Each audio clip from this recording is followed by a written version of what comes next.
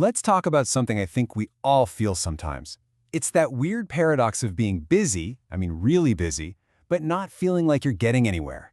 It's a classic productivity trap, and today we're going to figure out how to get out of it. So, does this hit home for you? Your to-do list just keeps growing, you're bouncing from one thing to the next, your calendar is a nightmare, but then you get to the end of the day and you think, wait, what did I actually do today that mattered? Yeah, if that's you, you're in the right place. That's exactly the problem we're going to unpack. You know, this feeling of just spinning your wheels, it actually has a name. It's the productivity trap. It's this constant chase for more of everything in a world that's just full of noise, and it makes us feel like we're sprinting ahead when we're really just stuck on a treadmill. Think about it. We're basically trained from day one to measure everything. More hours you put in, more tasks you check off, more emails you fire off. We're taught to see all that frantic activity and think, yep, that's success. But that mindset, it can be so misleading. It makes us chase busyness instead of actual impact. So what's really going on here? Well, it's interesting because this whole trap is often fueled by a habit that, honestly, most of us don't even realize we have. We're going to call it our disposable habit, and it might just be the real reason so many of us feel completely stuck. So this disposable experience is a way of thinking where we treat, well, pretty much everything. Our tools, our projects, even people, like they're temporary and easily swapped out. It's like buying a cheap kitchen gadget you know you'll only use once. We're taking that exact same logic and applying it to way more important parts of our lives. And once you start looking for it, you see this habit everywhere. It's in the cheap stuff we buy and then just toss out. It's in the doom scrolling, that endless hunt for just one more piece of info. It's in that constant search for the next new app or the next new hobby, because we've bought into this idea that more is always the solution. We're always in search mode, and it kills our ability to do real work. And here's where it gets really important. Look at the contrast between these two mindsets. The disposable one is all about moving sideways, always looking for the next new thing, just replacing stuff on the surface. The other way of thinking, the authentic mindset, is about going vertical. It's like a plant sending its roots down deep. It's about cultivating what you have, letting it grow, letting it mature. So, that brings us to the way out. And spoiler, it's not about finding some magical new productivity hack. It's about shifting our focus entirely. It's about embracing the value of maturity and building real, authentic relationships with the tools we use, the skills we have, and the projects we work on. The shift is actually pretty simple, but it is so profound.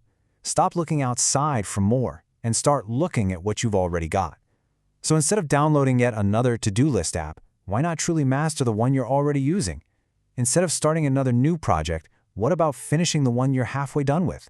This is what it means to develop mature relationships with the things in your life. And this is why it's such a game changer. Because when you actually cultivate these relationships, whether it's with a piece of software, a skill you're learning, or a person, something amazing happens. You unlock this level of trust and flow and consistency it's impossible to find when you're constantly jumping to the next shiny thing. Let's break that down, okay? First, you build trust. You know your tools like the back of your hand. You can rely on them without a second thought. Second, you find flow, that amazing state of deep focus where you're just in the zone doing your best work. And third, you get consistency. Real meaningful progress doesn't happen in some big explosion. It's built brick by brick, day by day. That's how you build real momentum. Okay, so this all sounds great in theory, but how do we actually do it? How do we put it into practice? Well, it really starts by asking yourself some tough questions. Here are 3 that will help you cut through the noise and find the work that will actually move you forward. First one, and you've got to be brutally honest with yourself here. Where am I just wasting my efforts? Really think about it. Pinpoint the tasks, the meetings, the endless research that fills up your day, but doesn't lead to anything real. That's step 1, clearing out the clutter. All right, next up. This one's a little trickier. Ask yourself what feels productive but actually isn't. This question is aimed at all those sneaky little tasks that give you a false sense of accomplishment.